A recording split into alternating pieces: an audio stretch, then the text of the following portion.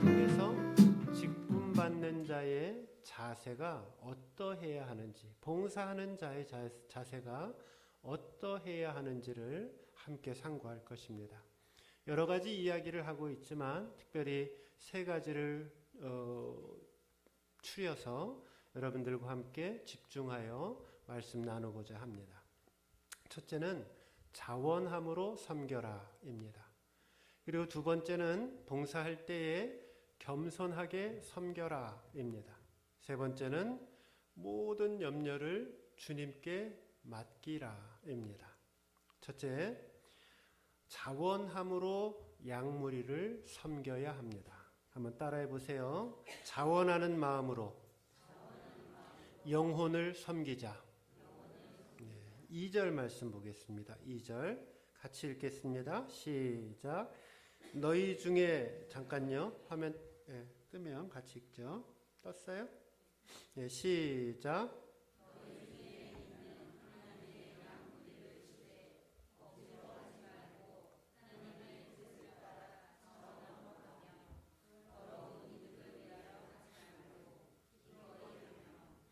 여기 보면은 한번 보세요. 어떤 표현이 있냐면 억지로 하지 말고 라는 표현이 있죠.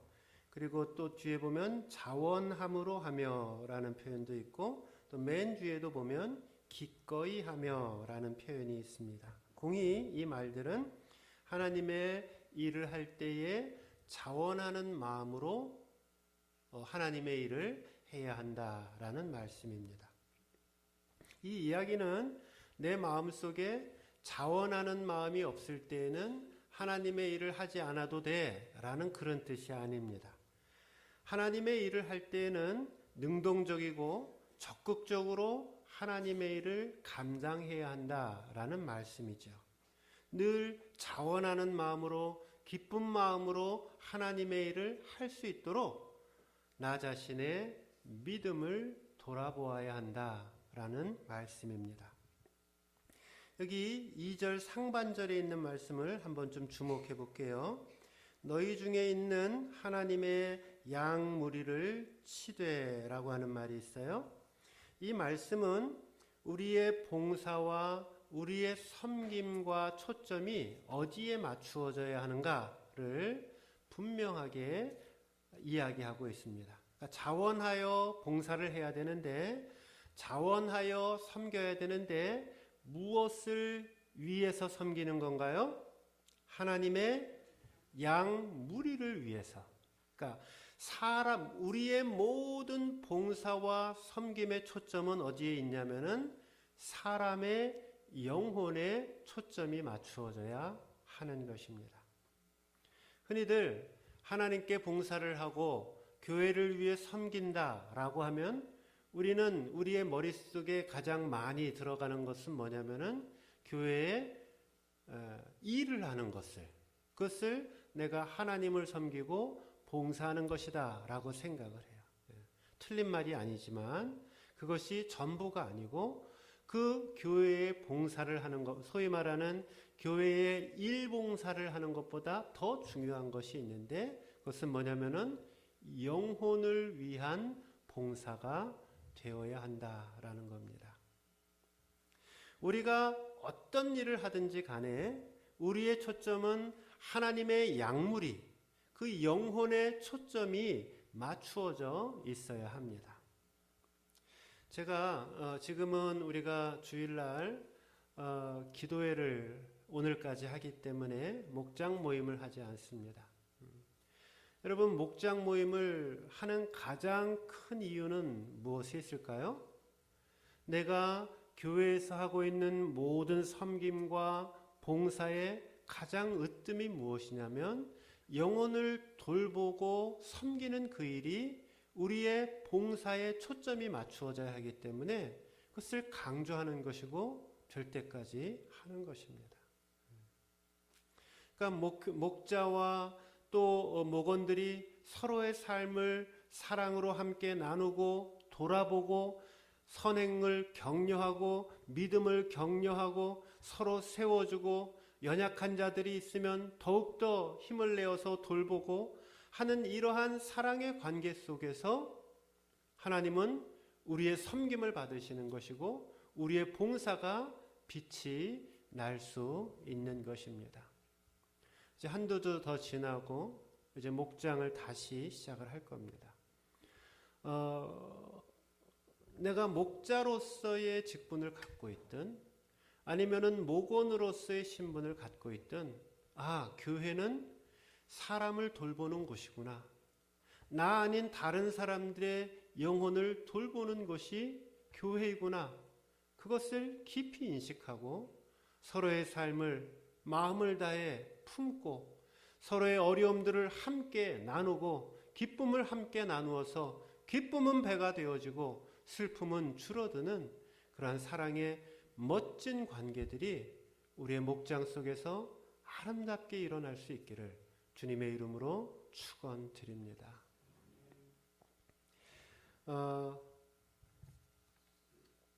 너희 중에 있는 하나님의 양무리를 치되 부득이함으로 하지 말고 오직 하나님의 뜻을 쫓아 자원함으로 하며 더러운 일을 위하여 하지 말고 오직 즐거운 뜻으로 하라 그랬어요. 이제 강조할 말씀은 부득이함으로 하지 말아라 라는 말씀입니다.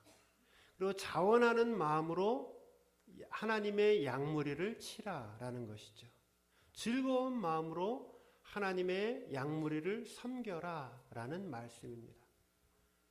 그런 말씀이 이제 더 이상 나오지 않았으면 좋겠어요. 목장 모임 해서 해요? 아니요. 중요합니다. 그 무엇보다도 중요합니다. 그 모임을 통해서 서로의 삶을 사랑을 나누고 서로를 격려하고 세워주고 말씀 안에서 세워주고 기도로 세워주고 함께 살아가는 삶의 기쁨을 목장 속에서 반드시 누릴 수 있어야 합니다. 자원하는 마음으로 하나님을 섬기고 영혼을 섬길 때 나타나는 가장 큰 특징은 그 마음속에 즐거움이 생긴다라는 것입니다. 자원하는 마음과 이 즐거움, 기쁨, 이 두 개는 함께 나아가는 사명이라고 하는 어머니가 사명이라고 하는 자동차가 앞으로 나아가는데 걸어가는 두 개의 바퀴와 같은 것입니다. 흔히들 목회는 고난의 길이라고 이야기를 합니다. 괴로움의 길이라고도 이야기를 하죠. 해보니까 그런 부분이 없지 않아 있습니다. 목회를 하다 보면 어려울 때도 있고 힘들 때도 있습니다. 제 아내가 매우 가까이서 저를 잘 보필을 하고 또 저를 잘 돕고 있지만은 제 아내도 이해하지 못하는 목회자만의 힘들고 어려운 영역과 부분들이 분명 있습니다. 아무리 우리 교회 안에 감사하게도 참으로 좋고 신실한 평신도 직분자들이 저를 함께 도와서 여러 가지 모양으로 헌신하고 섬기고 있지만은 목회자로서 겪는 그 어려움들을 다 함께 알 수는 없습니다. 그런데 그럼에도 불구하고 저는 목회자의 그 길이 고통의 길이다 혹은 괴로움의 길이다 라고 생각하지 않습니다. 목회는 오히려 즐거움으로 걸어가는 소풍길입니다. 가시밭길이 아니고 오히려 꽃길입니다. 왜냐하면 어려움이 있고 힘든 것들이 있고 남들을 알 수 없는 고충을 가지고 있지만 그 목회를 통하여서 정말 낙심하고 있던 사람이 희망을 품게 되어지고 절망 가운데 살고 있던 사람들이 새 소망을 누리며 살아가게 되어지고 죽음의 그늘 속에서 살고 있던 사람들이 새 생명의 길을 얻으며 기쁨으로 살아가는 그 모습을 보며 그 변화를 보면서 살아갈 수 있다는 것. 그것은 소풍길인 것이고 그것은 기쁨의 길인 것이고 고난 속에서 피어나오는 아름다운 생명의 꽃이라고 할 수 있습니다. 우리 교회에 모임이 없어도, 교회 공식적 모임이 없어도 가끔씩 교회에 오시는 집사님이 있습니다. 왜 오실까요? 심심해서 오실까요? 이분이 오시는 이유는 제가 부탁을 하지도 않고 이야기를 하지도 않지만 교회를 가끔 오셔서, 시간 나실 때 오셔서 교회에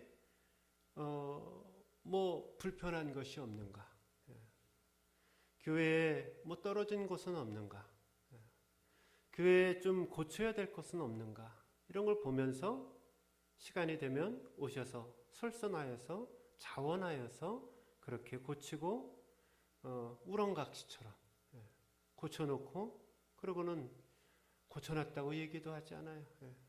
그러면서 자원하는 마음으로 기쁘게 교회를 섬기시는 분이 계십니다. 우리가 어떤 일을 할 때에 즐거운 마음으로 하게 되어질 때, 기쁨으로 하게 되어질 때 우리 안에 놀라운 능력이 나타날 수 있습니다. 여러분, 이런 말을 아마 들어보신 적이 있을 겁니다. 천재는 열심히 일하는 사람을 이길 수 없고, 열심히 일하는 사람은 어떤 사람을 이길 수 없어요? 즐기며 일하는 사람을 이길 수 없다라고 이야기를 합니다. 이것은 맞는 말입니다. 하나님의 일을 할 때에도 마찬가지입니다. 마음속에서 우러나오는 즐거움이라고 하는 것은 하나님께로부터 받은 그 소명을 확신하는 데에서만 우리에게 나타날 수 있는 것입니다. 바라기는 저와 여러분 모두가 영혼에 대한, 사람에 대한 지극한 관심을 가지시고 억지로 일하시는 자가 되지 마시고 자원하여서 하나님을 섬기시고 교회를 섬기시고 영혼을 마음껏 섬기시는 영혼의 봉사자들이 되시기를 주님의 이름으로 축원드립니다. 두 번째로 겸손하라입니다. 따라 해보시죠. 하나님의 일은 겸손해야 할 수 있다. 하나님의 일을 하고자 하는 사람들의 두 번째 신앙 자세는 겸손한 마음입니다.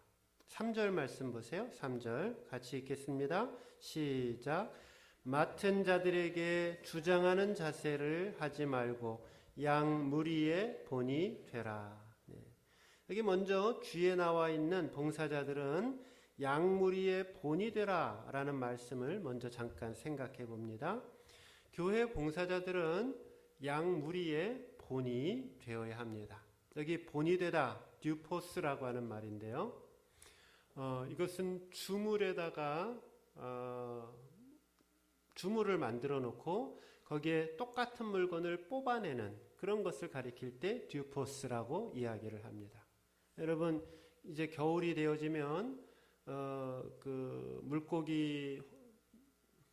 물고기로 만드는 밀가루 넣어서 그 뭐죠? 호빵 말고 물고기, 붕어빵. 할렐루야. 붕어빵. 밀가루를 이렇게 집어넣고 거기다가 앙꼬를 넣고 그 다음에 딱 닫으면은 그럼 얼마큼 걸리는지 제가 사 먹어보진 않아서 잘 모르겠지만 한 30초나 1분이나 지나면은 똑같은 모양의 붕어빵이 만들어져서 나온단 말이죠. 듀포스, 본받아라 라고 하는 이 말의 뜻이 뭐냐면은 마치 내가 뭐가 되는 거예요? 붕어빵의 기계가 되는 거예요. 그래서 누군가가 그 삶을 놓고 밀가루를 집어넣고 앙꼬를 넣고 딱 찍으면은 똑같은 붕어빵이 나올 수 있도록 우리가 모든 다른 그리스도인들의, 다른 인생들의 붕어빵과도 같은 그러한 기계가 되라라는 뜻입니다. 그러니까 요즘 말로 바꾸면은 다른 성도님들이나 다른 세상 사람들이 나 저분과 같이 저분처럼만 내가 믿음 생활하고 내가 저분처럼만 인생을 멋있게 살면 참 좋겠다라고 그렇게 이야기 듣고 따라갈 수 있을 만큼의 그러한 모습을 간직하라라는 것입니다. 그게 양무리의 본이 되라라고 하는 말씀입니다. 내가 예수를 믿으려면 나는 저분처럼 예수를 믿어야 되겠다. 내가 그리스도인으로서 내가 저분처럼만 살았으면 참 좋겠다 라고 하는 삶의 기준이 되어지는 그러한 삶의 모습을 간직한 채 살아가야 한다라는 것이죠. 저와 여러분 모두가 이런 다른 사람들에게 부러움의 대상이 되어지고 존경의 대상이 되어지고 흠모의 대상이 되어지는 이 모범적인 일꾼 되실 수 있기를 축원드립니다. 하나님의 좋은 일꾼들은 본이 되어야 하는데 어떤 면에서 본이 되어야 할까? 두 가지 말씀을, 실질적인 말씀을 드려볼게요. 첫째는 믿음 생활에서 본이 되어야 됩니다. 특별히 저는 교회의 믿음의 어른들이 예배 생활에 본을 보이는 삶을 살아야 한다라고 생각을 합니다. 교회 봉사자들이, 교회 공직자들이 다른 것들을 아무리 잘해도 하나님 앞에 예배드리고 공적인 예배의 자리에 나와서 하나님께 영광 돌리는 그 일에 본을 보이지 못하면은 덕스럽지가 못합니다. 따라갈 만한 그러한 주물이 되지를 못합니다. 그래서 신앙생활, 특별히 예배에 본을 보이는 삶을 살아가십시오. 또 하나는 어디에 본을 보이시냐면 사랑을 나누는 일에 본을 보이셔야 합니다. 다른 건 다 못해도 내가 저 권사님만 보면 예수님의 사랑이 철철철철철철 하고 흘러넘쳐, 저분은 내가 손만 잡아도 예수님의 사랑이 너무 그 삶 속에서 느껴져 사랑의 본을 보이는 삶이 되어야 한다는 것이죠. 이 두 가지를 기억하시고 어찌하든지 누구에게 내어놓아도 참으로 본받을 만한 그런 믿음의 소유자가 되어야 합니다. 이제 상고할 말씀은 봉사를 할 때 어떻게 하라 그랬냐면은 주장하는 자세를 갖지 말라라고 이야기를 했어요. 다시 말하면 겸손하게 봉사하라라는 것이죠. 하나님의 일을 하고자 하는 사람들은 늘 겸손해야 합니다. 맡은 자들에게 주장하는 자세를 하지 말라라고 이야기를 했어요. 옛날에 여름철이면 얼음 상품이 빙과류가 인기를 많이 얻었죠. 그래서 성수기 때 그 수요가 얼마나 잘 팔리든지 한 회사에서 얼음 그 제과를 실어 나르는 그러한 직원들을 부족해서 트럭이 부족해서 40대나 되어지는 트럭 운전기사를 요즘식으로 따지면 지입하는 거죠. 지입하여서 장사를 하였습니다. 2달 동안 장사가 잘 됐어요. 근데 신선한 바람이 불기 시작하니까 이 빙과류들이 잘 팔리지 않고 인기가 시들시들해집니다. 회사는 2달 동안 임시직으로 고용하였던 이 40여 명의 트럭 운전기사들을 이제 해고합니다. 트럭 운전사들의 그 일이라고 하는 것이 험한 편이죠. 건설 현장에서 일하시는 분들도 험하긴 하지만은 이게 운전하시는 분들도 그 환경이나 거친 면들이 있단 말이죠. 그래서 이제 갑자기 해고를 하니까 불평도 있고 욕설도 오고 갔습니다. 그런데 그 중에 한 젊은 운전자 한 사람이 회사 대표에게 찾아가서 정중하게 인사를 합니다. 그리고 감사를 표합니다. 사장님, 저와 우리 가족은 지난 2개월 동안 사장님 회사 덕분에 참으로 행복했습니다. 저를 채용해 주시고 또 수당도 잘 챙겨 주셔서 그동안 잘 지낼 수 있었습니다. 참으로 감사를 드립니다.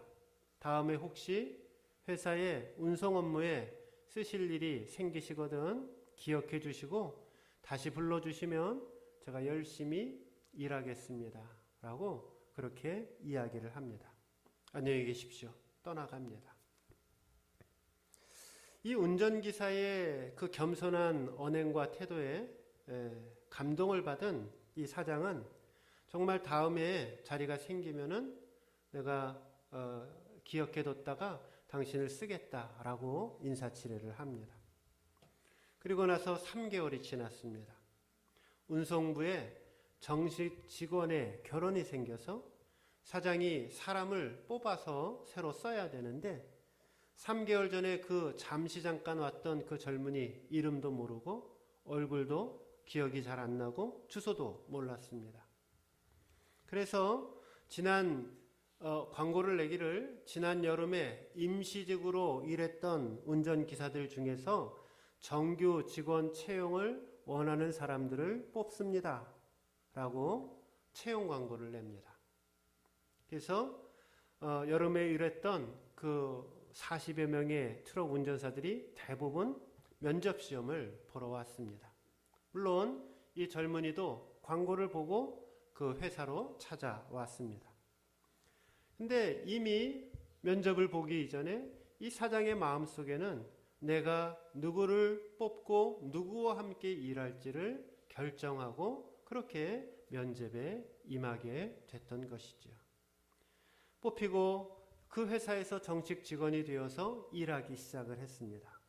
근면하고 부지런하고 성실하고 또 정직했습니다. 무엇보다도 만나는 모든 사람들에게 겸손한 자세로 사람들을 만났습니다. 그리고 그것이 비결이 되어서 그 회사에서 부장의 자리에까지 올라가게 됩니다. 그러니까 인생의 행복과 인생의 축복을 담아주는 하나님의 축복의 그릇이 있다라고 하면 그것은 겸손이라고 하는 그릇을 통해서 하나님은 우리의 인생에 축복을 나누어 주신다라는 것입니다. 겸손한 삶을 살고 우리의 삶 속에 있는 드러내고자 하는 마음, 교만한 마음을 극복할 수 있는 방법은 어디에 있겠습니까? 5절과 6절 말씀 보세요. 제가 읽어드립니다. 젊은 자들아 이와 같이 장로들에게 순복하고 다 서로 겸손으로 허리를 동이라. 하나님은 교만한 자를 대적하시되 겸손한 자들에게는 은혜를 주시느니라. 그러므로 하나님의 능하신 손 아래에서 겸손하라. 때가 되면 너희를 높이시리라. 여기 다 서로 겸손으로 허리를 동이라 말씀합니다.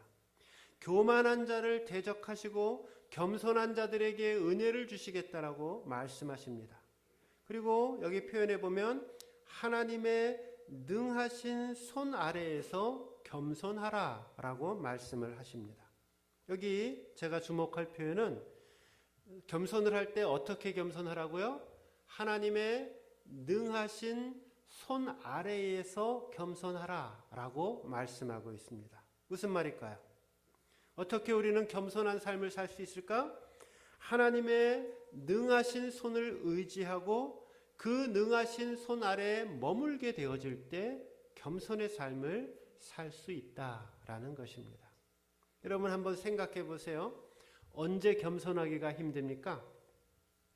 남들이 나를 다 인정을 해주고 남들이 다 나를 높여주면은 그때는 겸손하기 쉽습니다. 아유 목사님, 우리 목사님 최고예요. 우리 목사님 너무 멋져요. 우리 목사님, 저는 목사님 만나서 행복해요. 그럼 제가 뭐라 그러겠어요? 아유 너무 부끄럽게도 어떻게 그런 말씀하세요. 저는 그런 사람이 아닙니다. 얼마든지 겸손할 수가 있습니다. 근데 제가 어쩔 때 겸손하기 어려울까요?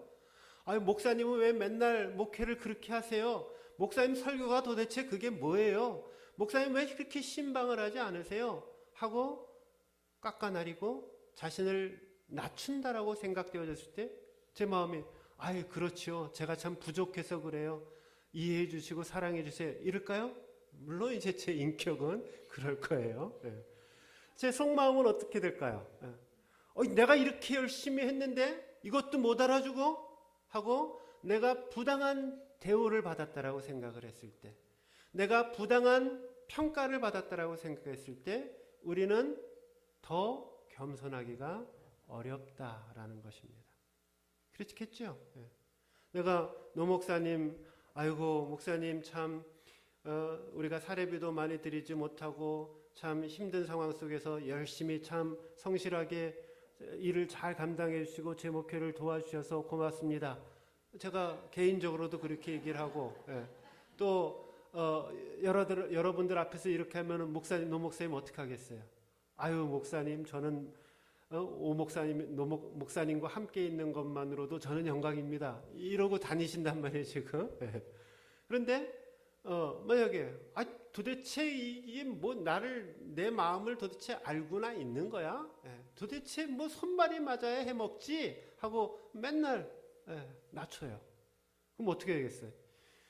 내가 이렇게 열심히 하고 있는데 근데 내 마음도 몰라주고 하면서 오히려 겸손하기가 더 힘들게 되어진다라는 것입니다. 그러니까 기억하세요. 마음에 분이 나고 불편한 감정이 생기고 대접을 제대로 못 받았다라고 생각했을 때가 더 뭐 할 때요? 겸손할 때라는 것입니다. 왜 우리는 내가 제대로 평가받지 못하고 내가 제대로 인정받지 못했을 때 더 겸손할 수 있겠는가? 그것은 능하신 하나님의 손길 아래에 내 인생이 놓여 있다라는 것을 믿고 의지하기 때문입니다. 내가 지금 부당한 대우를 받아도 내가 여러 가지 오해 속에서 힘든 시간을 보내고 있다 하더라도 하나님의 능하신 손을 의지하면서 더욱더 낮아짐의 자리로 나아가는 것입니다. 6절 말씀 끝에 보시면 너희를 높이시리라 라는 말씀이 있습니다. 이 말은 우리에게 승리자의 영광을 맛보게 해주시겠다라는 약속입니다. 하나님의 능하신 손은 우리의 손을 놓지 않으시고 때가 되면 하나님의 때가 되어지면 우리를 높여주시겠다라고 약속해 주십니다. 우리는 끝까지 겸손한 삶을 사는 것이고 높여주시는 분은 누구예요? 하나님이시라는 겁니다. 사랑하는 성도 여러분, 우리가 늘 겸손한 삶을 살아야 하지만 특별히 하나님의 일을 감당할 때에 겸손한 삶의 자세를 더욱더 갖추며 봉사하셔야 합니다. 언제나 겸손한 삶을 살아야 하지만 특별히 내가 부당한 대우를 받았다라고 생각할 때에 더욱더 겸손의 마음으로 나아가야 합니다. 하나님의 능하신 손을 믿고 다시 높여주실 주님을 의지하며 믿음으로 나아가는 것입니다. 겸손한 사람이 될수록 예수님을 닮는 것입니다. 겸손한 사람은 예수님의 냄새를 그 삶 속에서 진동을 시켜서 예수님을 생각나게 합니다. 바라기는 저와 여러분이 언제나 하나님 앞에서 나의 부족한 모습을 돌아보시고 더욱더 겸손한 사람이 되어 하나님의 일을 감당하실 수 있기를 주님의 이름으로 축원드립니다. 마지막 세 번째입니다. 염려를 주님께 맡겨버려라 입니다. 따라해 보세요. 최선을 다한 후에 염려하지 말자. 네. 하나님의 일을 하는 사람들은 최선을 다하는 것입니다. 그 다음에 모든 염려를 하나님께 맡겨 놓는 것입니다. 7절 말씀 보세요. 같이 읽습니다. 7절 시작. 너희 염려를 다 주께 맡겨버려라. 이는 그가 너희를 돌보심이라. 아멘. 염려를 다 주께 맡겨버리라 라고 했어요. 염려, 메림나오, 이것은 가른다라는 말과 마음이라는 말이 합해진 말입니다. 그러니까 염려는 뭐냐? 마음이 자꾸 나뉘어지는 거예요. 마음이 자꾸 갈라지는 거예요. 그래서 이 마음이 갈라지게 되어지면은 문제가 생깁니다. 염려는 우리의 감정을, 우리의 마음을 갈라놓기 때문에 마음속에 안정감이 생기질 않습니다.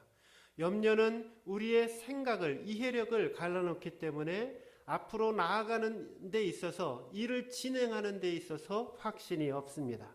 염려는 우리의 판단력을 갈라놓기 때문에 한 목표를 향해서 지속적으로 나아갈 수 없습니다.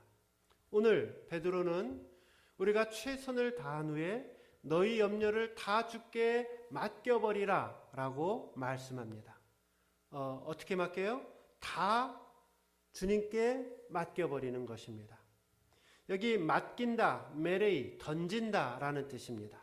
그러니까 영어 표현이 더 정확하게 표현하고 있는데 맡긴다라는 말을 cast all your anxiety라고 하는 말입니다. 너의 모든 걱정과 근심을 cast, 집어 던져버리는 거예요. 누구한테? 주님 앞에.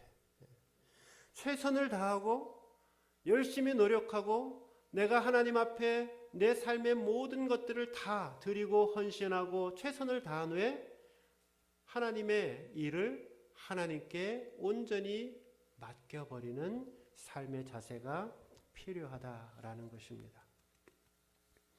오늘 왜 우리의 인생이 힘든 것입니까? 믿음이 없어서 하나님을 온전히 의지하지 못해서 하나님 앞에 온전히 맡기지 못해서 우리의 인생이 힘든 것은 아닙니까? 오늘 주님 우리에게 말씀하십니다. 내 삶의 모든 걱정과 내 삶의 모든 염려와 내 삶의 모든 근심을 하나님 앞에 다 던져버리고 하나님의 역사하심을 기대하며 나아가라 말씀합니다.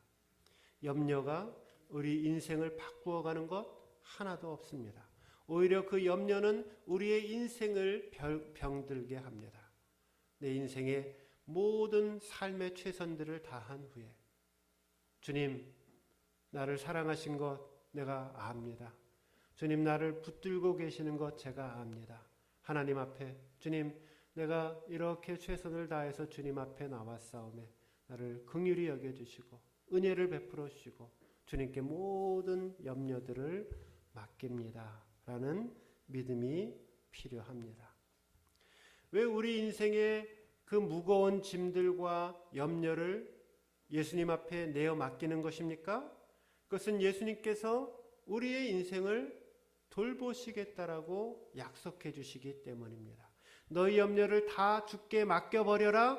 뭐라고 되어 있어요? 그 다음에 이는 저가 너희를 돌보심이라.